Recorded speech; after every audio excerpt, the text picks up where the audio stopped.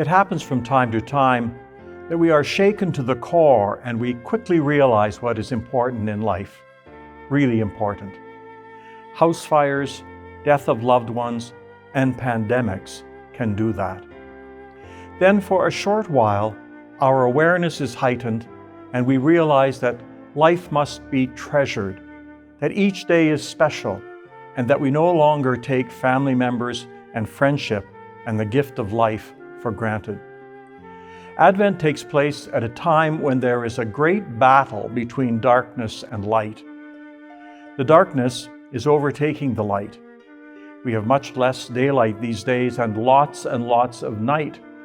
Many people get up and head out to work in the darkness of early morning and arrive back home at the end of the day in darkness. Darkness and light. During Advent season, we are made acutely aware that darkness surrounds us and that together we are waiting for the coming of light. That darkness can be the darkness of the night. It can also be the darkness of sin and death. It is the darkness of all the ills that threaten to overwhelm us: lack of work, lack of enough money for basic needs, lack of friendship, a failed relationship, the suffering of ill health, the death of a child, before or after birth, remembered for years and years. Yes, Advent is a time when we recognize that darkness threatens to overwhelm us. It is also a time to become aware that we need someone to come and save us, to intervene on our behalf, to tear open the heavens and come down, as we hear in today's first reading. During Advent, we pray that Jesus Christ will strengthen us in our darkness and keep our head above water. It is precisely in the midst of this darkness that we are enjoined to keep awake. Dom Helder Camara was bishop in Brazil many years ago.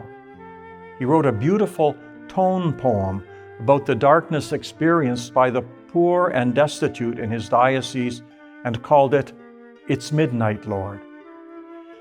In this poem, he outlines the suffering and death that surrounded him and his people. Over and over, he repeats the line, "It's midnight, Lord." And where does he find hope? "It's midnight, Lord," he says, and midnight is pregnant with dawn. That is the very sense of our Advent season. It is a time of waiting, waiting in joyful hope, active waiting. It is a time to prepare for the coming of our God, to be awake and aware that God is breaking into our world. So we look around and see parents who love their children and care for them and want to do the best for them. We see teachers who go all out, especially at this time of year, so that the children experience goodness and love. We see doctors and nurses who go overboard to attend to the elderly and the sick. And we see neighbors being generous and respectful.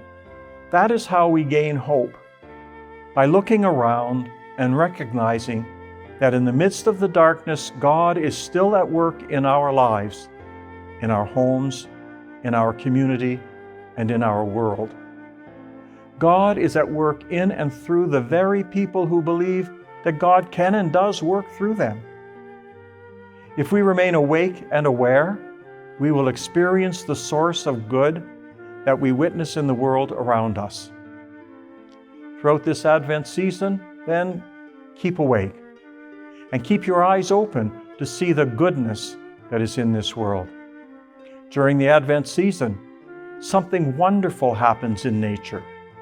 The light slowly begins to overtake the darkness, and in a few weeks and days, we will celebrate the coming of Jesus Christ, the light of the world, into our lives. Advent is a time to prepare for light to overcome a darkness that will no longer overwhelm us.